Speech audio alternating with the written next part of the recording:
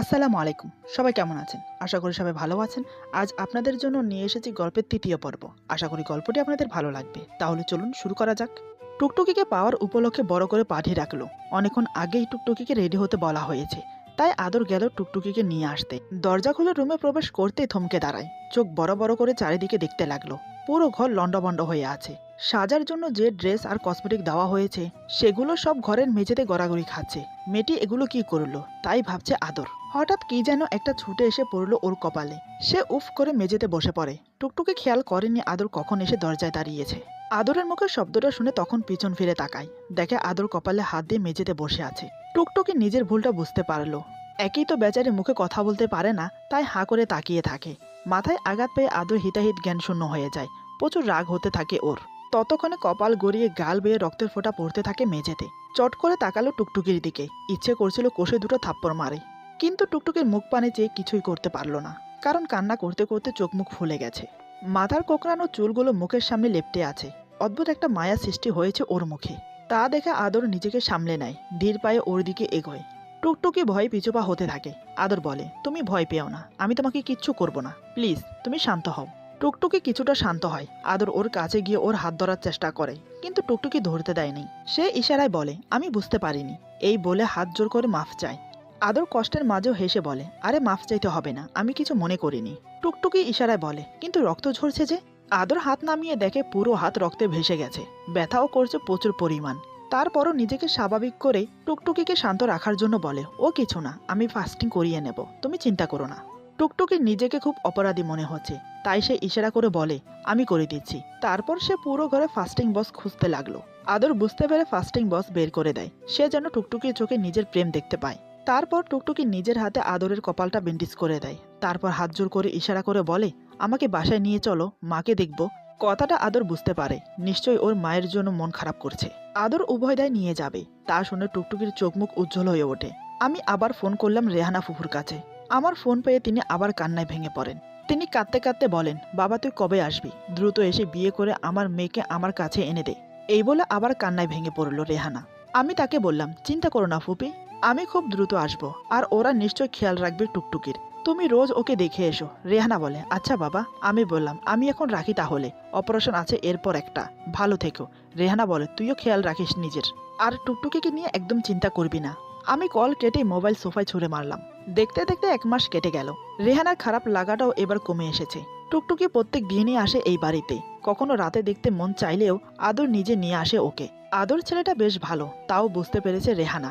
এদিকে রাত 12টা বাজে 38 মিনিট। ছাদের বড় দোলনাটায় বসে আছে আকিকা। দৃষ্টি দূরের আদো আদো দেখা যাওয়া নদীতে। ভাবছে, মানুষের জীবনটা কেমন অস্থিরশীল। কোথায় এর শুরু আর কোথায় এর শেষ তা ঠাউর করা মুশকিল। আর ভালোবাসার এত ছড়াছড়ি চারিদিকে, যে কোনটা আসল আর কোনটা নকল বোঝা মঙ্গল অভিযানের থেকে কোনো অংশে কম না। তন্ময় আকিকার ঘরে তাকে না পেয়ে ছাদে এলো। চুপচাপ গিয়ে বসলো আকিকার পাশে। আকিকা নড়ল চড়ল না। অন্য সময় হলে এতক্ষণে তন্ময়ের এক কান নষ্ট করে ছাড়তো। তন্ময় হঠাৎ বলে, এই নদীটা খুবই সুন্দর তাই না? আকিকা বলে, দেখলে চোখের রেশ কাটে। নদীর ঠান্ডা বাতাসে শরীর শিহরিত হয়, ভালো লাগে খুব। তন্ময় বলে, কই আমার তো কাটে না। তন্ময়ের কথায় চমকে তাকায় আকিকা। দেখে ছেলেটা এক দৃষ্টিতে তাকিয়ে আছে তার দিকে। আজ তন্ময়ের কথায় একটা গাঢ় ক্লান্তির ছাপ আছে, চোখে মুখে অভিমান। আকিকার খুব ইচ্ছে করছিল একবার ছুঁয়ে দিতে তন্ময়কে, কিন্তু কোথায় যেন একটা বাধা পাচ্ছে। দোলনা থেকে উঠে গিয়ে দাঁড়ালো ছাদের কর্নারের দিকে। ছাদের সাইডে রেলিং নেই বলে রাতের অন্ধকারে আরো ভয়ঙ্কর হয়ে উঠেছে জায়গাটা। উত্তর দিকে ছাদের উপর জাপটে পড়া জারুল গাছটার পাতার ফাঁকে লুকিয়ে থাকা ফুলগুলো থেকে আসা মিষ্টি ঘ্রাণের নেশাতুর হয়ে আছে পরিবেশ।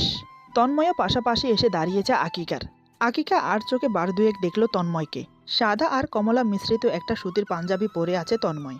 আকিকা এই প্রথম তাকে পাঞ্জাবি পরা দেখেছে। তারপর চোখ সরিয়ে নিল আবার। তন্ময় খ্যাক করে গলা পরিষ্কার করে বলে, খুব বেশি বিরক্ত করি আমি, দেখলেই দূরে সরে থাকতে হয় তাই না? আকিকা বলে, শুধু বিরক্ত না, অনেক অনেক বেশি বিরক্ত করো। তন্ময় বলে, না থাকলে খুশি হবে? এই কথা শুনে আকিকার বুকের ভেতরটা ছ্যাদ করে ওঠে। কি বলছে এসব তন্ময়?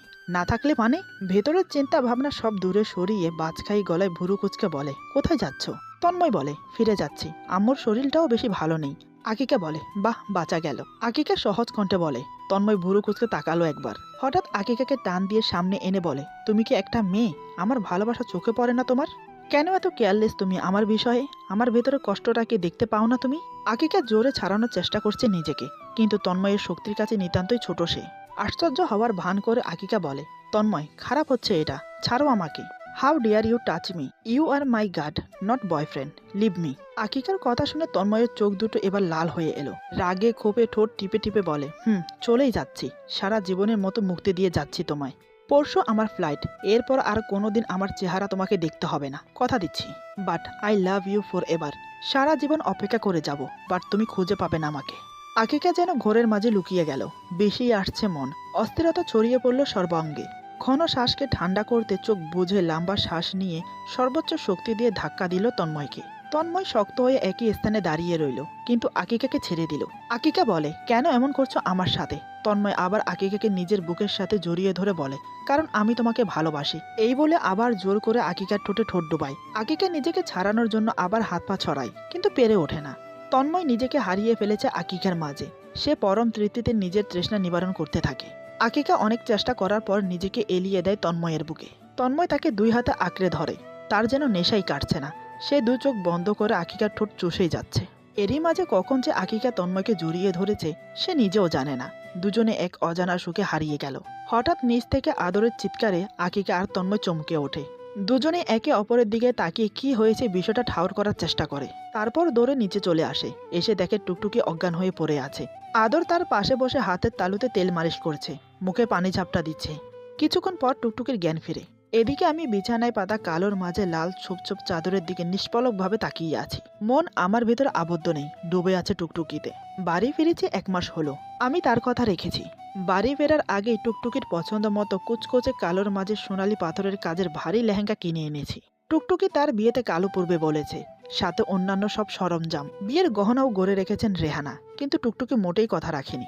দৌড়ে এসে জাপটে জড়িয়ে ধরেনি আমাকে, আমার বুকে মাথাও রাখেনি, বরং স্বার্থপরের মতো সব কথা চুকিয়ে দিয়ে সব আশা মিটিয়ে দিয়ে চলে গেছে। আমি বাড়ি ফেরার পর রেহানা ফুপির কাছেই জানতে পারি টুকটুকিকে নিয়ে ঢাকা চলে গেছে আদর। খুব কাঁদছিল মেয়েটা। যে নাম্বারে টুকটুকির সাথে এতদিন কথা বলেছি আমি, সেটাও নন রিচেবল বলছে। পুরো পৃথিবীটা যেন হঠাৎই কাল বৈশাখী ঝড়ের বিধ্বস্ত জমির মতো এলোমেলো হয়ে গেছে। সত্যি, নারীরা ঘরের সৌন্দর্য, মনের মাধুর্য। একজন নারী যেমন এক পুরুষের জীবনচিত্র সাজিয়ে তুলতে পারে, তেমন নিমেষে বিধ্বংসী পিস্তলের আঘাতে ধ্বংস করার ক্ষমতা রাখে। নারী মানে মোহনীয়, নারী মানে কোমলতা, নারী মানে সূর্যমুখীর মতো বিস্ফোরিত সত্তা, নারী মানেই ভালোবাসা, নারী মানেই ধ্বংসাত্মক। টুকটুকি তবে মরিচিকা ছিল আমার জীবনে, যাকে আমি পেয়েও ধরা দেয়নি। কষ্ট হচ্ছে আমার। হৃৎপিণ্ডটা বিনা দ্বিধায় কুরে কুরে ভেতরটা ক্ষত করছে। টুকটুকিকে ছাড়া যে আমি অভ্যস্ত নই। আমার ভালোবাসা তো কোনো মোহ নয়। আমার ভালোবাসা তার অনন্তলীল মাধুর্য নিয়ে চলতে থাকে আপন গতিতে। আমি উঠে বারান্দায় গিয়ে সিগারেট জ্বালালাম। এই 1 মাসে আমি বিভিন্নভাবে খুঁজেছি টুকটুকিকে। এদিকে ফজর কিছু কাজের জন্য আমেরিকা গিয়েছেন। আর ওনাকে আমি যতটুকু চিনি, লোকটা পুরোই পাগল প্রকৃতির। সে কখনোই চাইবে না যে আমি জানি টুকটুকি কোথায়। তবে টুকটুকিকে নিয়ে তার নতুন ফ্যামিলি হঠাৎ উদয় হয়ে যাওয়ার কারণটা মোটেই ঠাউর করতে পারছি না আমি। টুকটুকির জন্মের যথাযথ প্রমাণ তারা দিয়েছে, অর্থাৎ তার আপন লোক তারা। খারাপ কিছু তো করবে না টুকটুকির সাথে, তবে এরকম গা ঢাকা দেওয়ার মানে কি? আমি পরের দিন ভোরে ঢাকা চলে এলাম। এসেই গুলশানের রিজভির ফ্ল্যাটে উঠলাম। রিজভি আমার স্কুলের বন্ধু। কাকতালীয়ভাবে স্কুল থেকে আমাদের বন্ধুত্ব একসঙ্গ যাত্রা শুরু হয়। তারপর কলেজ, মেডিকেল সব একসাথেই পড়া হয়। রিজভির মা নেই, বাবা আর 2 বোন নিয়ে ছোট্ট ফ্যামিলি। আমি ঢাকা আসলে রিজভির কাছে থাকতে হবে, তা রিজভি নিজেই নিয়ম করে দিয়েছে। ঢাকা পৌঁছতে পৌঁছতে প্রায় দুপুর 3:30 বেজে গেল। দুপুরে খাওয়া দাওয়া করে একটু বিশ্রাম নেওয়ার পর রিজভি আমার ঘরে এলো। আমি তখন বের হবার প্রস্তুতি নিয়ে ফেলেছি। রিজভি অবাক কণ্ঠে বলে, এখনই কোথায় বের হচ্ছিস? একটু বিশ্রাম তো নিবি, কত পথ জার্নিং করেছিস। আমি বললাম, না রে, ছাড় সেসব। টুকটুকিকে ছাড়া 1 সেকেন্ড স্থির থাকতে পারছি না। বিশ্রাম কেমন করে নেব বল? শরীরের শান্তি দিয়ে কি হবে, ভেতরটা যে পুড়ে যাচ্ছে। রিজভি বলে, বুঝেছি আমি, কিন্তু এমন কেমনে করতে পারে ওই মানুষগুলো? একবার ইনফর্ম তো করার উচিত ছিল। আমি বললাম, জানি না, তবে মনে হয় ইচ্ছে করেই করছে, আমাদের থেকে সরানোর জন্য। কত দূর আর নিয়ে যাবে? আমার টুকটুকিকে তো আমি খুঁজে বের করবই, পাতালে নিয়ে লুকালেও। রিজভি বলে, কিন্তু এত বড় শহরে খুঁজবি কই দোস্ত? ঠিকানা জানার পরেও মানুষ খোঁজা ভয়ঙ্কর কাজ, আর এখানে তো পুরো ঢাকা শহর। আমি বললাম, আদর নামের যে ছেলেটা টুকটুকির ভাই, তার ঢাকা বনানী আর মিরপুরে নিজস্ব বাড়ি আছে। ওর বাড়ির কেয়ারটেকারের কাছ থেকে জানলাম। রিজভি বলে, 2 এলাকায় খুঁজতে হবে, তাই তো? আমি বললাম, অত্যাধিক বড়লোক মানুষ, বনানীর বাড়িটা বিশাল, সেখানে আগে খুঁজে নেই। রিজভি বলে, আচ্ছা চল, আমিও যাব। আমি বললাম, যাবি বলছিস, চল তবে। সত্যি প্রত্যেকটা বিপদে তুই পাশে থাকিস ভাই, তোর কাছে দিন দিন আমার ঋণ বাড়ছে। রিজভি আমার পিঠে চাপড় মেরে বলে, তোর জন্য এত ভালো লাইফ পেয়েছি আমি, সেখানে এসব কিছুই না, আর অত সব ফালতু কথা তুলবি না মুখে। আমি হাসলাম, প্রশান্তের হাসি। রিজভি আর আমি মিলে 2 দিন বনানীর সবটা খুঁজলাম, কিন্তু পাইনি টুকটুকিকে। এর পরদিন মিরপুর যাব বলে স্থির করে নিয়েছি। ওখানে তাকে পেতেই হবে, শুধু ভয় এক জায়গায়, আদর এই দেশে সেটেল না। যদি টুকটুকিকে নিয়ে আমেরিকা চলে গিয়ে থাকে তখন কি হবে? এদিকে এতবার কল করার পরেও তন্ময়ের ফোন বন্ধ পাচ্ছে আকিকা। Facebook ID delete, imo, WhatsApp, Instagram সকল জায়গা থেকে তন্ময় উধাও, ইমেল অ্যাকাউন্ট অকার্যকর। আকিকার নিজেকে পাগল পাগল লাগছে। একটা মানুষ মাত্র কয়েকদিনে কিভাবে হুট করে নিজেকে সোশ্যাল সাইট থেকে সম্পূর্ণ বিচ্ছিন্ন করে ফেলে, মাথায় ঢুকছে না আকিকার। কিন্তু তন্ময়কে সে হারিয়ে ফেলেছে এতটুকু ধারণা ঠিক হচ্ছে, খুব কষ্টও হচ্ছে। আকিকার মতে তন্ময়কে সে পছন্দ করে কিন্তু ভালোবাসে না। আর যে মানুষটাকে সে ভালোবাসে না তাকে ভালোবাসতে পারবে না সে। তাকে নিজের লাইফের সাথে এভাবে জড়ানো বোকামি বই কিছু না। কিন্তু মেনে নিতে খুব কষ্ট হচ্ছে, যে মানুষটা কয়দিন আগে অবধি ছিল ওর পাশে, আজ এভাবে হারিয়ে যাওয়াটা কি জরুরি ছিল? স্বামী স্ত্রী প্রেমিক প্রেমিকা ছাড়া কি পৃথিবীতে বাকি সম্পর্কগুলোর কোনো দাম নেই? এই তো, আদর ওকে ভালোবাসে না, তাই বলে কি ওকে ছেড়ে গেছে আদর? না তো, বরং বন্ধুর মতো পাশে থাকবে সারা জীবন। টুকটুকির অবস্থা বেশ নাজেহাল। আকিকাকে তার কাছে শাকচুন্নি আর আদরকে তার কাছে পিশাচের মতো মনে হচ্ছে। ওকে যেতেই দিচ্ছে না নুহাসের কাছে, রেহানার কাছে। আচ্ছা, ও কথা বলতে পারে না, অন্যদের মতো অনুভূতি প্রকাশ করতে পারে না, তাই বলে কি ওর কষ্ট নেই নাকি? ব্যথা হয় না? ওর আপনজন নেই? তাদের আদরের গহীনে থাকতে ইচ্ছে করে না? টুপ করে ধরে নিয়ে এসেছে নতুন একটা জায়গায়। ও বুঝতেই পারেনি, নুহাসের নাম্বারে অনেক ট্রাই করার পরও লাগছে না। কি করবে ও এখানে? আচ্ছা, ও আদরকে শিউলি ফুল যখন দিয়েছিল তখন আদর অনেক খুশি হয়ে ওকে বাড়ি পৌঁছে দিয়েছিল। আজও নিশ্চয়ই দেবে। বাহ, কি সুন্দর আইডিয়া, এত বুদ্ধি ওর, আগে তো জানতোই না, মনে মনে ভাবছে টুকটুকি। বাড়ির সামনে ছোটখাটো একটা বাগানের মতো আছে, উঠে সেখানে গেল। সেখান থেকে শিউলি ফুল মুঠো ভর্তি করে টুকটুকি চলল আদরের ঘরে। টুকটুকিকে আসতে দেখে আদর খুব খুশি হলো। এখানে নিয়ে আসা পর্যন্ত টুকটুকি তেমন কথা বলেনি আদরের সাথে, আদর বলতে গেলেও এড়িয়ে চলে যায়।